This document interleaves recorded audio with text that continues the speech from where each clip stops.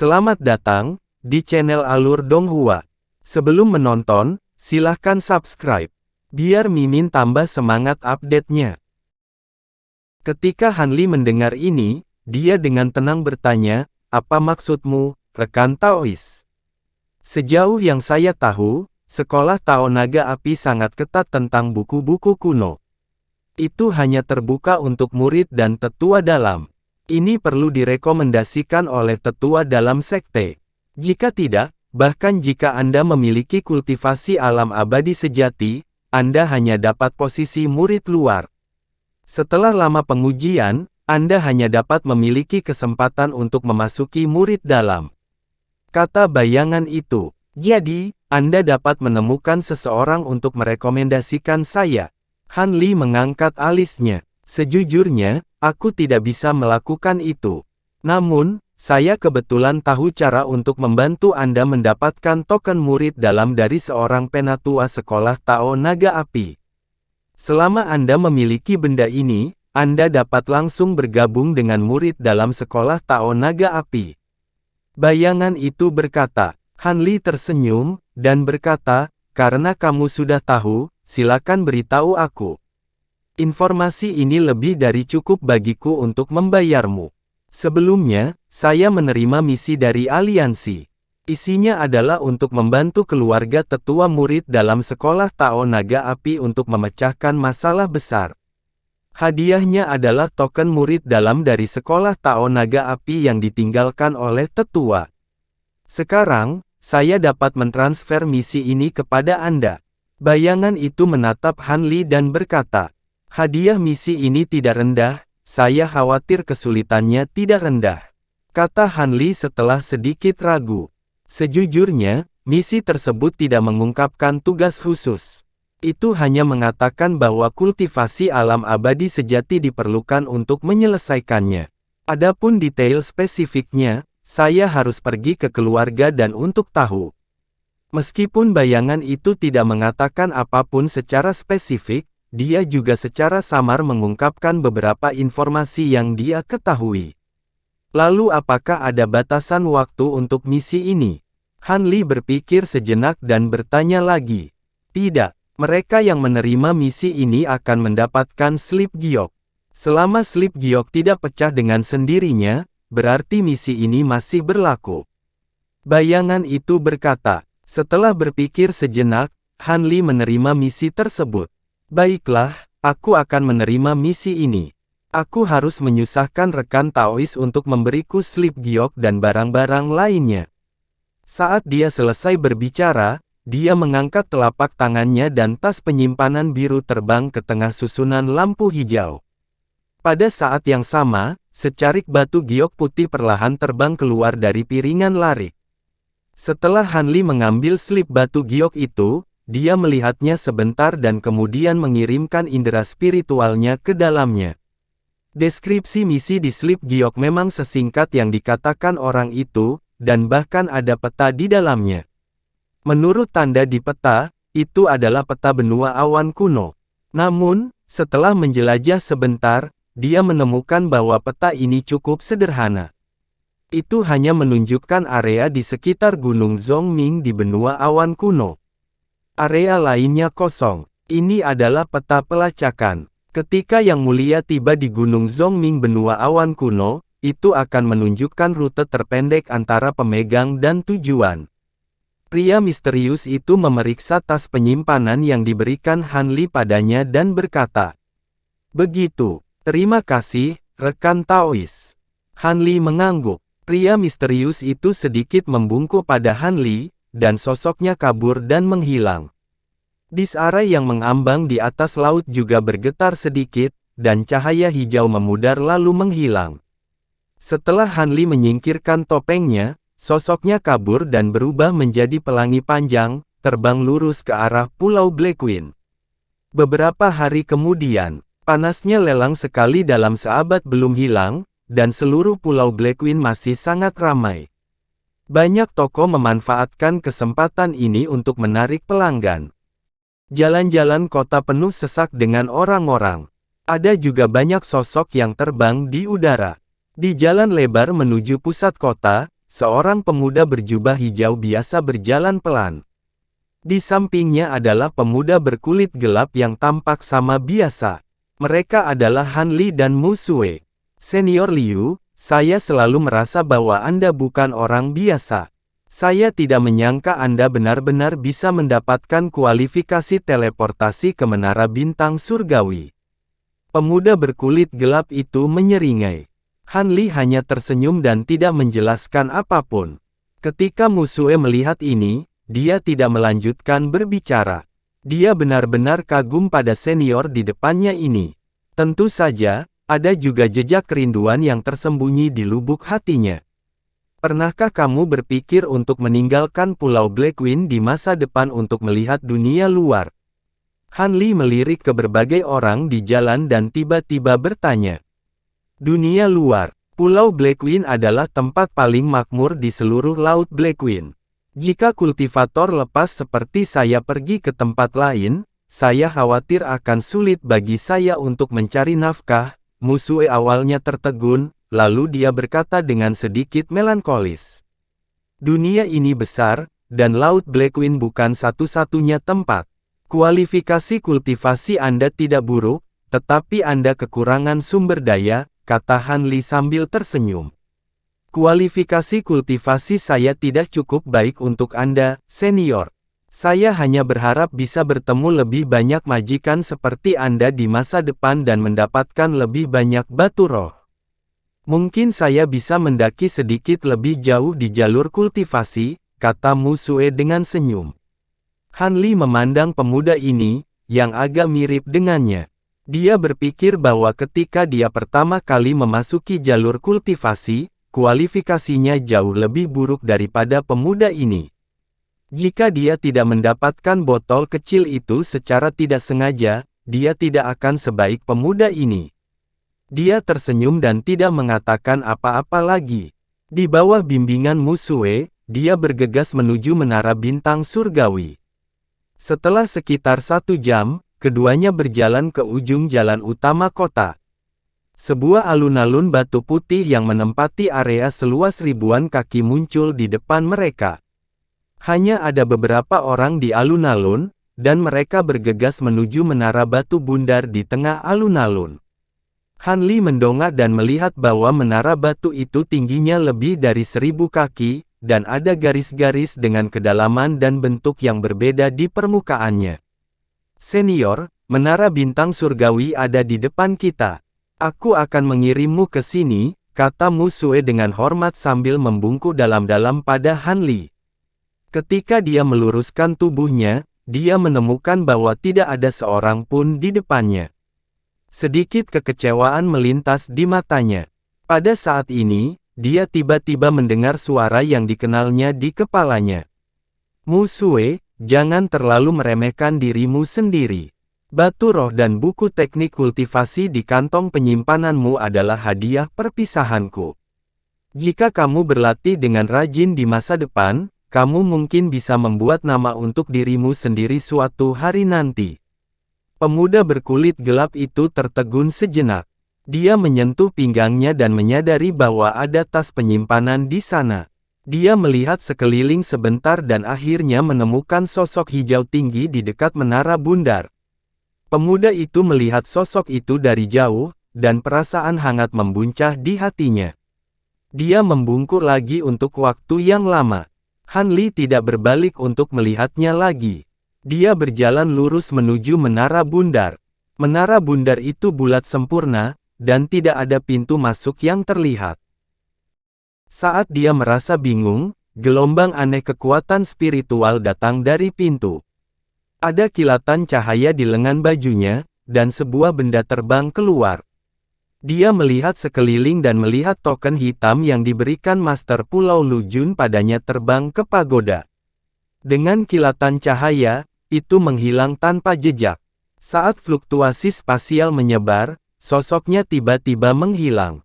Detik berikutnya, dia sudah berada di dalam menara.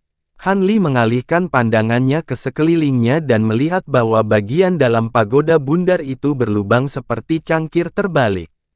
Dinding bagian dalam menara diukir dengan rune formasi yang padat, dan simpul di mana rune terhubung bertatahkan potongan batu roh berkualitas tinggi. Lantainya, yang diaspal dengan batu giok putih, juga diukir dengan rune formasi melingkar, yang memancarkan gelombang fluktuasi ruang yang samar. Saat ini, ada 40 orang berkumpul di luar formation rune. Di antaranya ada manusia biasa, dan ada juga klan asing lainnya.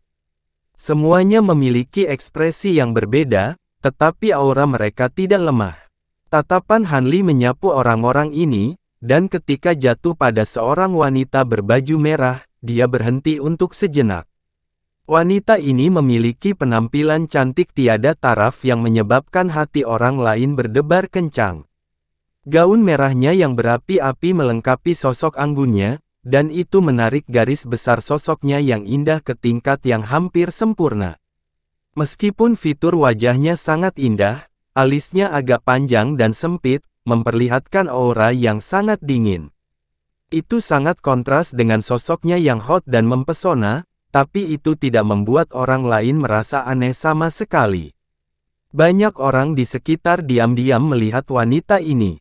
Meski ada niat cabul di mata mereka, tidak ada yang berani terlalu lancang.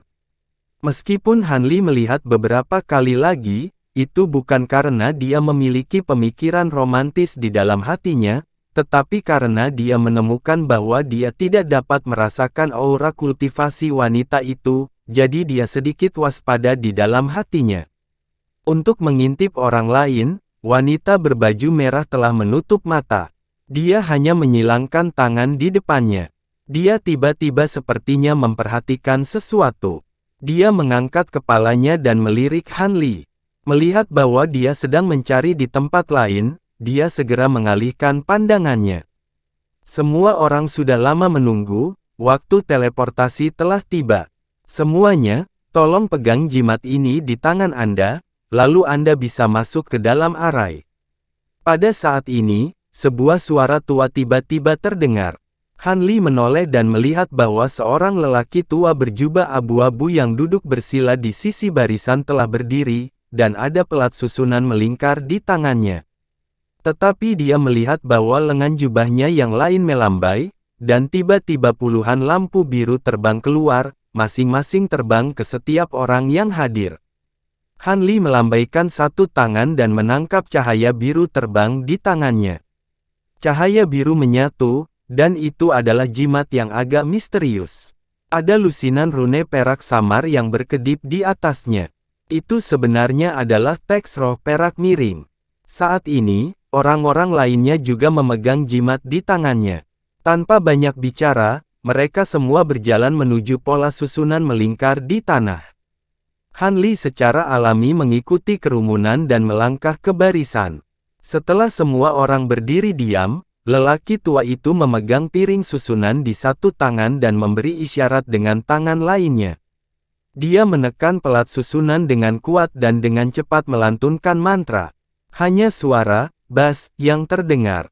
Rune di 4 dinding menara bundar bersinar terang, dan semua batu roh meledak menjadi cahaya terang. Kekuatan spiritual yang terkandung di dalamnya langsung menyembur keluar seperti banjir. Hanli merasa seolah-olah segala sesuatu di depannya telah dipenuhi dengan cahaya putih, setelah itu dia dilanda rasa pusing yang hebat.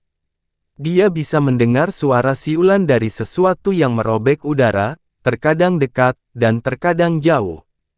Pada saat yang sama, sepertinya ada embusan angin yang bertiup dari segala arah, tetapi sesaat sebelum menyentuh tubuhnya, angin itu terhalang oleh kekuatan yang tak terlihat.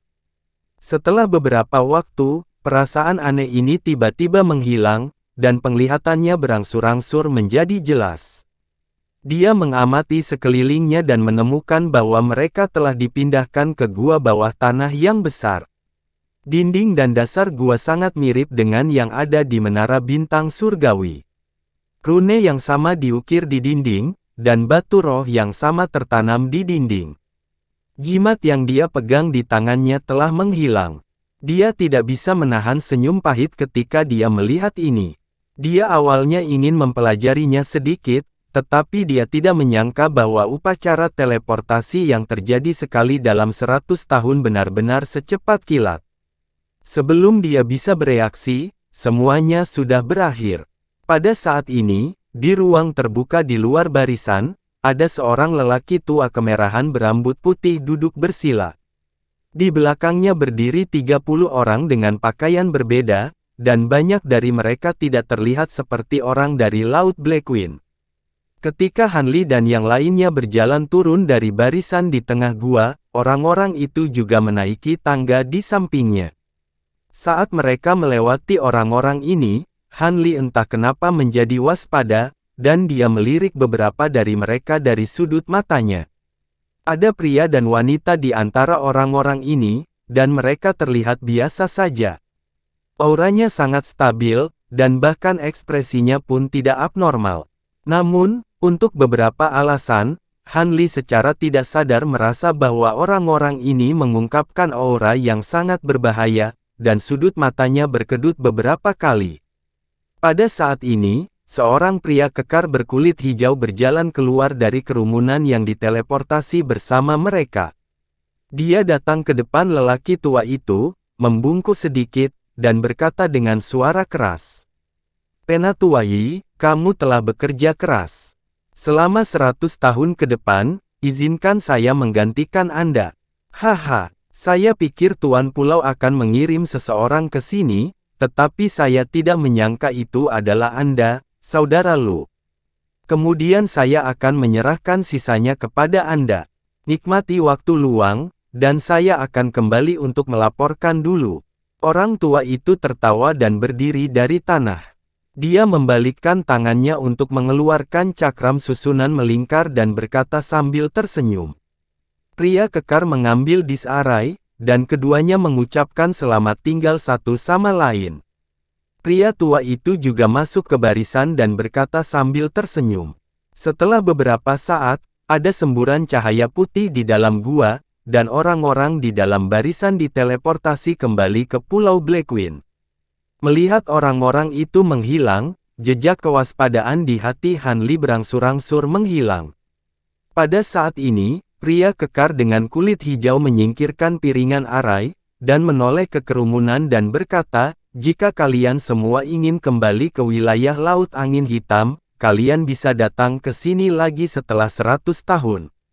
Tentu saja, Anda perlu menyiapkan batu esensi abadi yang cukup. Setelah Anda meninggalkan gua ini dan menuju ke utara di sepanjang garis pantai, ada sebuah kota bernama Saffron. Rekan-rekan Taois yang baru saja tiba di Desolate Wave Kontinen bisa pergi ke sana terlebih dahulu. Saya berharap Anda semua perjalanan yang menyenangkan." Mendengar ini, semua orang menangkupkan tinju mereka dan berjalan keluar dari gua. Han Li mengikuti kerumunan keluar dari gua, dan bau udara yang sedikit mencurigakan tertiup oleh angin laut. Dengan goyangan tubuhnya, dia membumbung tinggi ke langit dan melayang tinggi di langit. Tiba-tiba, bidang penglihatannya melebar, dan dia mendapati dirinya berada di atas lautan luas dan tak terbatas. Tepat di depannya ada samudra biru tua dengan angin kencang dan ombak, dan di belakangnya ada pantai hijau yang berkelok-kelok. Gua tempat dia berada sekarang berada di tebing tersembunyi yang menonjol dari pantai. Sebagian besar orang yang datang ke sini bersamanya tidak tinggal terlalu lama, dan mereka berubah menjadi cahaya dan tersebar ke segala arah. Wanita berbaju merah juga menghilang. Setelah Han Li berpikir sejenak, tubuhnya juga menyala, dan dia berbelok ke utara di sepanjang garis pantai. Pada awalnya, tempat ini tampak agak sepi, tetapi setelah terbang beberapa saat, hutan besar mulai muncul di pedalaman. Pepohonan di sini sangat tinggi, dan salah satunya tingginya hampir 1000 meter, seperti gunung yang lurus dan tinggi. Hutan ditutupi lapisan tebal daun-daun berguguran, dan ada semak-semak dan ilalang di mana-mana. Itu adalah pemandangan yang liar, seolah-olah tidak ada yang pernah menginjakkan kaki di sini sejak zaman kuno.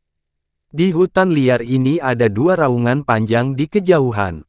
Sepertinya itu semacam monster. Merasakan atmosfer liar di depannya, Han Li merasakan sedikit kegembiraan yang sudah lama tidak dia rasakan. Setelah terbang ke depan selama setengah jam, garis besar kota pesisir secara bertahap muncul di depannya. Luas kota ini tidak terlalu luas, hanya radius beberapa ratus mil. Itu diselimuti oleh lapisan tebal tirai cahaya seperti pasir kuning.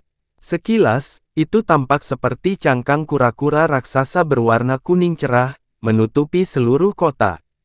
Gerbang kota ditulis dengan 3 kata kuno, Kota Linhai. Tirai cahaya kuning hanya membuka lorong di gerbang kota, dan di sini cukup ramai. Ada kultivator yang muncul dari lorong ini dari waktu ke waktu, baik sendiri atau berkelompok. Pada saat yang sama, ada juga beberapa kultivator yang terbang keluar dari hutan menuju kota. Wajah mereka tertutup debu, bahkan ada noda darah di tubuhnya. Mata Han Li berkilat saat melihat ini, dan dia turun dari langit. Dia telah menyembunyikan auranya dan menyamar sebagai kultivator integrasi tubuh biasa, dan dia berbaur dengan kerumunan.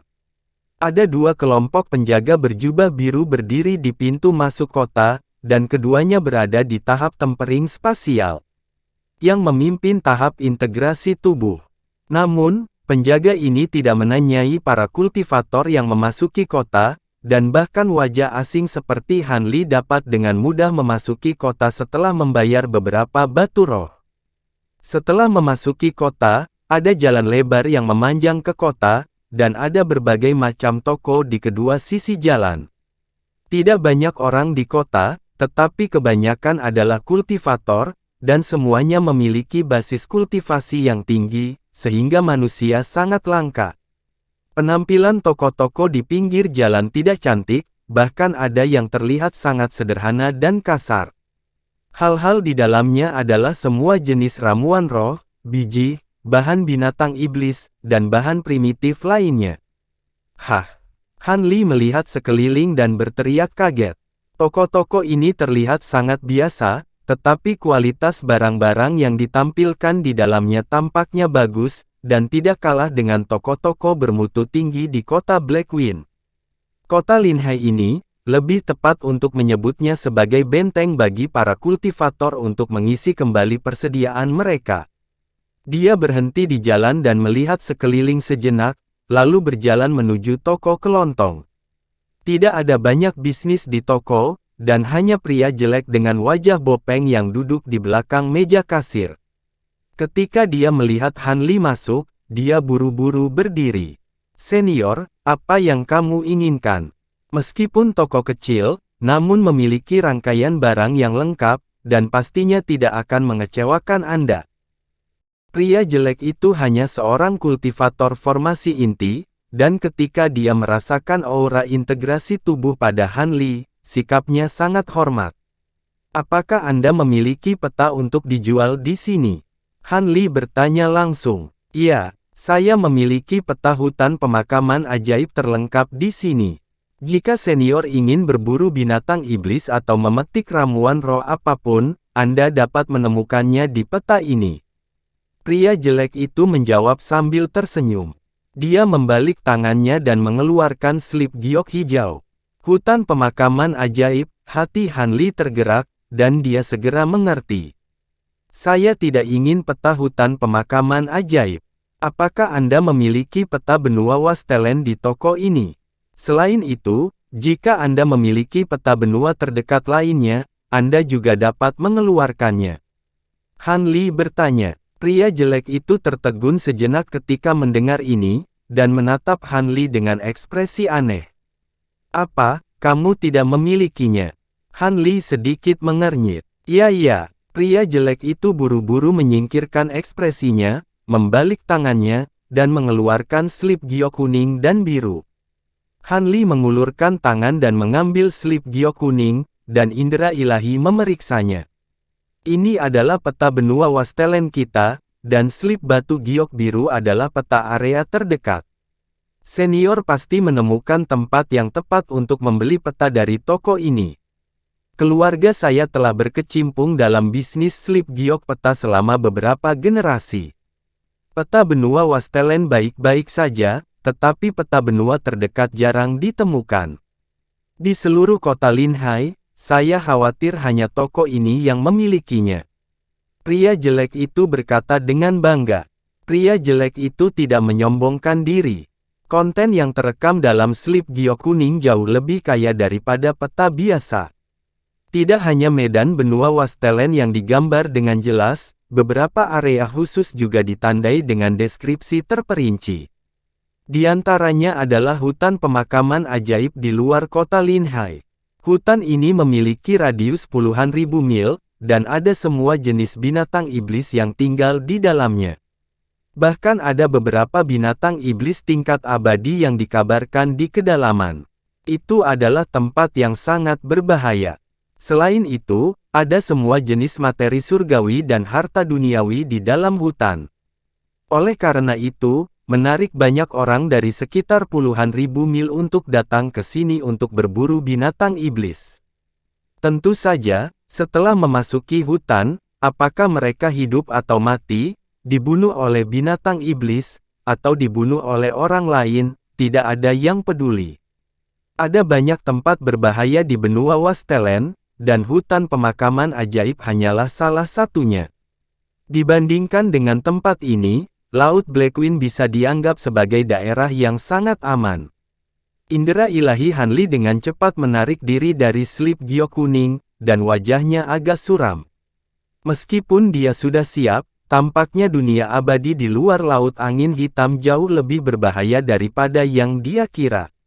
Dengan kekuatannya saat ini, dia tidak berani menyombongkan diri bahwa dia bisa dengan aman melintasi benua Wastelen.